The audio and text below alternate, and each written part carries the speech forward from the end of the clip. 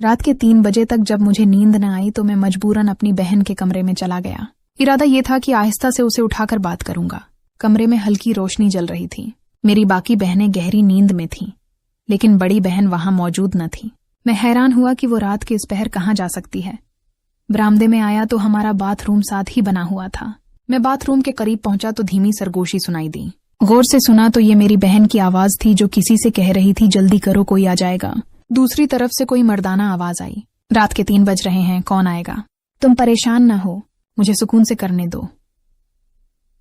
मैंने बाथरूम में सुराख ढूंढना शुरू किया ताकि अंदर झांक कर देख सकूं कि क्या हो रहा है। रोशनदान से जब मैंने अंदर देखा तो मेरी बहन एक लड़के के साथ थी और वो लड़का हमारे मोहल्ले का तैमूर था। मुझे सख्त गुस्सा आया और मैं परेशान हो गया कि अब क्या करूं। अचानक मेरे जहन में एक तरकीब आई।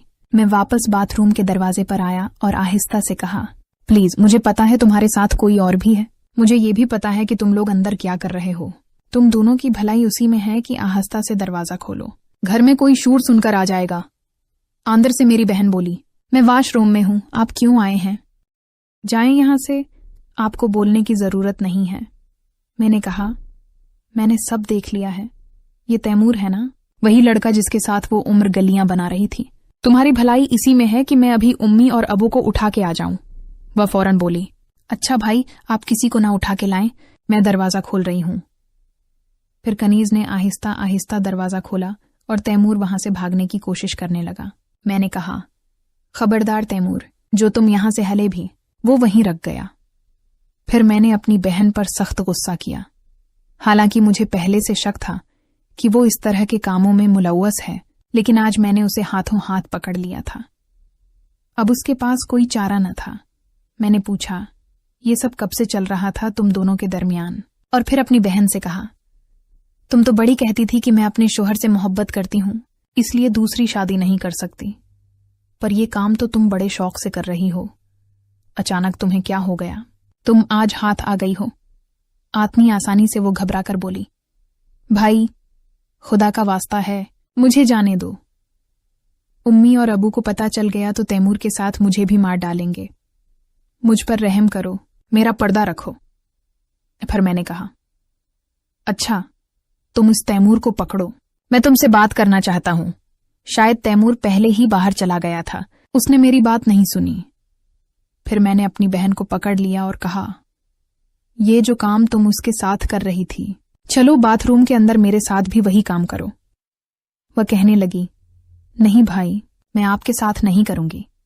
मैंने कहा, तुम्हें करना ही पड़ेगा, वरना मैं उम्मी और अबू को उठा के लाऊंगा। फिर मेरी बड़ी बहन मुझसे कहने लगी, यूसुफ, शर्म करो, मैं तुम्हारी बड़ी बहन हूं, तुम मुझसे छोटे हो।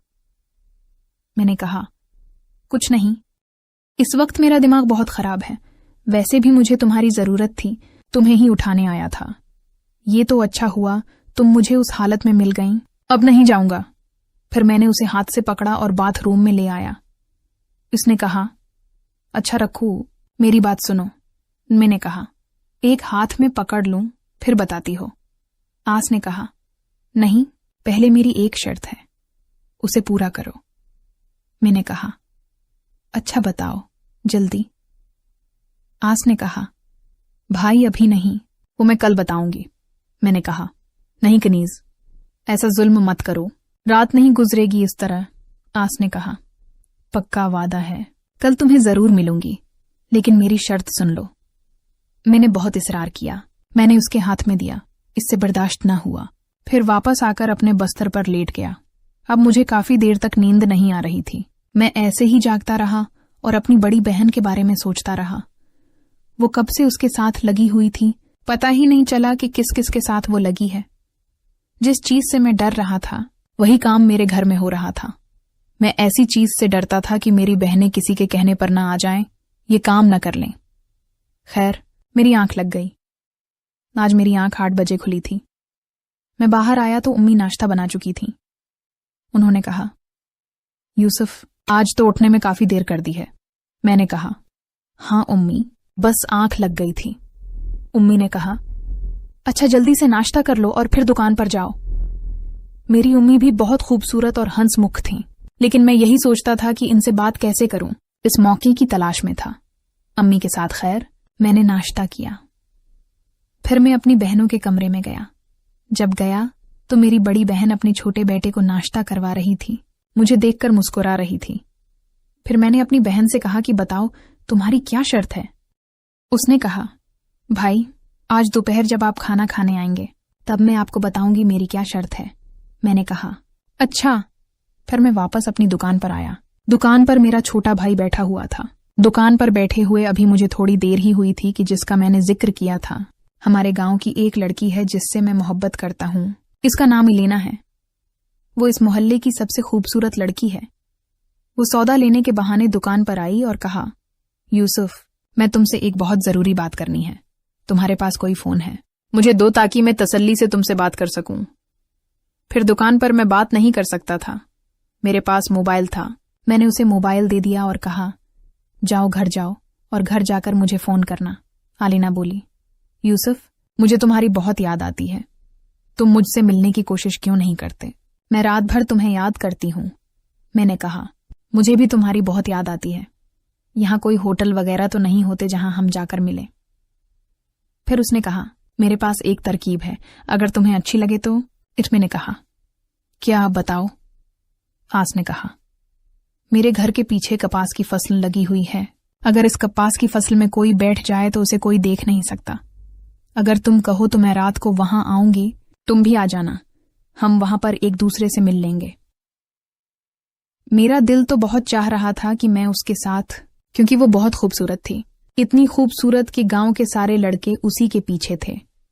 लेकिन मैं डर रहा था, अगर मैं अलीना के साथ हाथों हाथ पकड़ा गया तो ये गांव वाले मुझे कहीं का न छोड़ेंगे।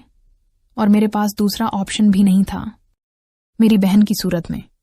फिर मैंने अलीना से कहा, अलीना, वो जगह ठीक नहीं है, वहां नहीं मिल सकते, कोई और जगह सोचो। एयास ने कहा, प्लीज यूसुफ आ जाओ, मुझे तुमसे बात करनी है और घर वाले मेरा रिश्ता ढूंढ रहे हैं। कहीं ऐसा ना हो कि मेरी शादी कर दें। तुम अपनी उम्मी और अबू से बात करो और मेरे घर रिश्ता भेजो। बेशक लीना से मोहब्बत तो करता था, लेकिन मैं अभी शादी नहीं करना चाहता था। मैं जिंदगी में अभी बहुत कुछ करना चाहता था, इसलिए शादी करके मैं अपने पांव पर बेड़ियां नहीं लगाना चाहता था। फिर मैंने कहा, अलीना, अभी तो मैं इतना अच्छा कमाता भी नहीं हूं। तुम्हारे सामने की बात है, इस छोटी सी दुकान में से बड़ा मुश्किल से हमारे घर का खर्चा चल रहा है। मैं अपने पैरों पर खड़ा हो जाऊं, फिर तुम्हारे घर रिश्ता जरूर भेजूंगा। फिर अलीना कहने लगी, तब भेजोगे जब मैं किसी और के घर चली जाऊंगी। मुझे कोई जरूरत नहीं है इतनी दौलत की। जिस हाल में भी तुम मुझे रखोगे, मैं इसी हाल में तुम्हारे साथ राजी हूं। यूसुफ, खुदा के लिए तुम्हारे बगैर नहीं रह सकती। हालत मेरी भी कुछ ऐसी ही थी। अलीना से मुझे सच्ची मोहब्बत थी। दिल तो मेरा भी चाहता था कि मैं शादी कर लूं, लेकिन मैं अक्सर देखता था कि जल्दीबाजी में शादी कर लेते हैं और फिर कमाने के लिए उन्हें बाहर जाना पड़ता है, और इनकी औरतें यहाँ अकेली होती हैं और किसी न किसी के साथ। मैंने सोचा कि मैं तब तक शादी नहीं करूंगा। अगर करूंगा तो मैं अपनी बीवी को सारी जिंदगी हमेशा अपने ही पास रखूंगा। मैंने ये सोचा हुआ था। बड़ी मुश्किल से अलीना को मैंने समझाया। मैंने कहा, आप कुछ सब्र करो, मैं अपने पैरों पर खड़ा हो जाऊं। मैं तुमसे जरूर शादी करूंगा।